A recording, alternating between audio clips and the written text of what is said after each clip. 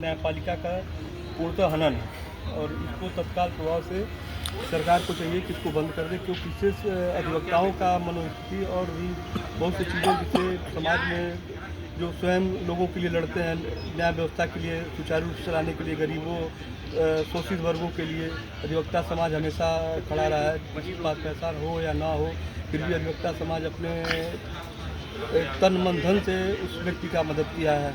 इसमें सरकार को चाहिए कि अधिवक्ताओं समाज का हित देखें और न्यायपालिका जो कि सरकार की अंतिम व्यवस्था होती है कि जहाँ से लोग जब 100 जगह से हार जाते हैं तो न्यायपालिका को ही वो अपना महत्वपूर्ण बिंदु मानते हैं। तो सरकार को चाहिए कि इसको पूर्णतः इस कानून को बंद करके और अधिवक्ता प्रोटेक्शन एक्ट को लागू करे, जिससे अधिवक्ता समाज अपने आप को सुरक्षित महसूस करे।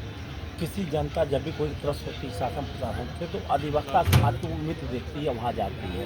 और जब अधिवक्ता समाज ही अपने आप को सुरक्षित नहीं महसूस पड़ेगा तो गरीबों को, जो कमज़ोर पीढ़ी होती वंचितों को न्याय पर प्रक्रिया क्या प्रभावित भी होगी। अधिवक्ता समाज एक तरह से देखा जाए तो एक मकान का पिलर है, और अगर पिलर कमज़ोर रहेगा, नींव कमज़ोर रहेगा तो फिर वो मकान को ढह जाना ही लाजमी है। तो उसी प्रकार अगर सरकार को चाहिए कि इस चीज़ को समझते हुए और अधिवक्ता और समाज को भी इसमें अधिक से अधिक फ़ायदा होगा, ताकि अधिवक्ता समाज जब मजबूत रहेगा, जो न्याय के लिए लड़ते हैं, तभी समाज भी सुचारू रूप से चल सकता है। अधिवक्ता ही मंत्री हैं, अधिवक्ता ही विधायक हैं, अधिवक्ता ही राष्ट्रपति हैं, अधिवक्ता ही विधि मंत्री हैं। क्या लगता है कि अधिवक्ताओं की समस्या सुधार हुआ कि जस की तस है?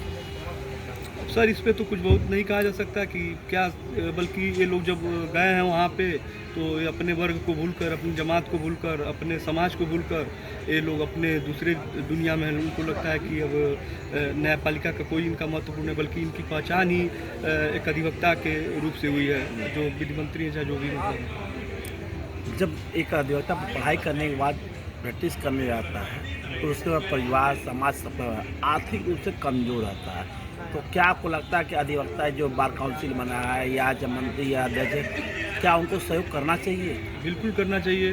वो नवयुवक अधिवक्ता व जितने अधिक से अधिक समय से लोग प्रैक्टिस कर रहे हैं, उनको गार्जियन और गार्जियन का हमेशा फर्ज होता है कि अपने बच्चों का हर प्रकार से उनकी मदद करें।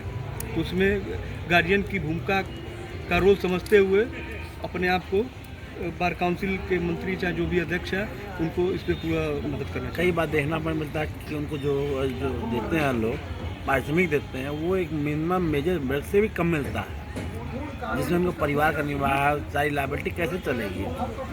तो क्या सरकार द्वारा कुछ स्टाइपेंड नहीं होना चलना चाहिए, या बार काउंसिल जितने अधिवक्ता 3 साल तक उनको हमारे तरफ इतना स्टाइपेंड या स्कॉलरशिप मिलेगा?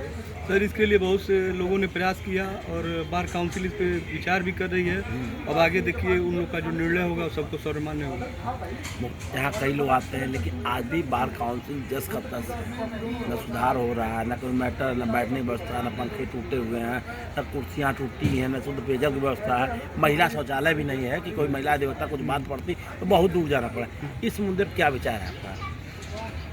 पहले तो जो भी बार है, हर जिले में, हर तहसील में, हर जगह पे उसमें टॉयलेट हुआ, फिर उसके पानी पीने की व्यवस्था हुई, चाय पीने की व्यवस्था हुई। एक अधिवक्ता समाज एक पढ़ा लिखा वर्ग है, उनको एक अच्छे बैठने की व्यवस्था करना चाहिए। ये तो बार के जो अध्यक्ष है, जो भी जहाँ जहाँ जिला है, जहाँ जहाँ तहसील है, वहाँ उनको चीज़ों को बिल्कुल ध्यान देना चाहिए। अब महिला अधिवक्ता देखो कोई शौचालय है उनके लिए?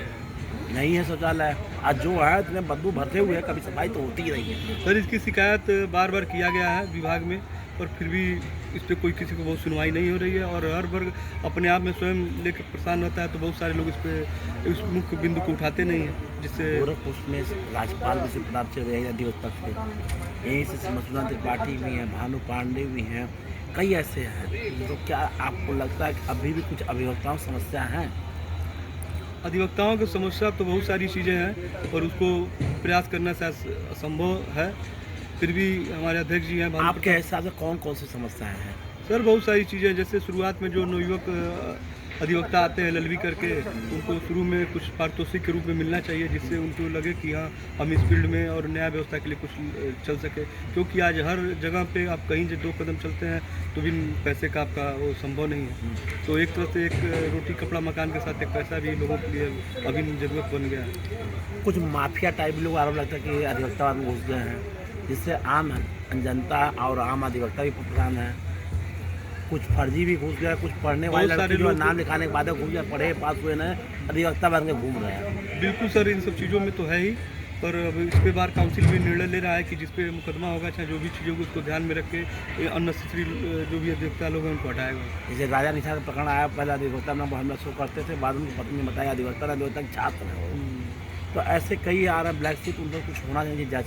सर जाँच तो होना चाहिए, सबका होना चाहिए, और इससे जो अच्छे लोग हैं, जो वाकई में न्याय व्यवस्था के लिए लड़ने वाले लोग हैं, उनको इससे लाभ मिलेगा। और जो फालतू के लोग हैं, जो अधिवक्ता के नाम पर जो भी मतलब चीज़ें करते हैं, वो नहीं सही है। उनको इस सब चीज़ों पर ध्यान देना चाहिए कि अधिवक्ता समाज हमेशा लोगों का भला करने के लिए ये समाज बना है। एक अधिवक्ताओं को हेल्थ इंश्योरेंस की मांग चल रही थी, उनका भी हेल्थ इंश्योरेंस होना चाहिए निःशुल्क। इस पर क्या विचार है? इस पर सर बिल्कुल होना चाहिए। जब कोई पारितोषिक नहीं है तो अधिवक्ता समाज के परिवार के लोगों को एक मेडिकल की सुविधा होनी चाहिए कि अगर कोई बीमार पड़ता है, चाहे जो भी चीज़ें हैं, उस पर वो व्यवस्था करे सरकार। दुबे जी थे हमारे साथ, जिनसे बात किए हैं और कई मुद्दों पर बात करते रहेंगे। हमारे चैनल पर होली के दिन ये लाइव में भी आएंगे। सुनील पांडे, गोरखपुर।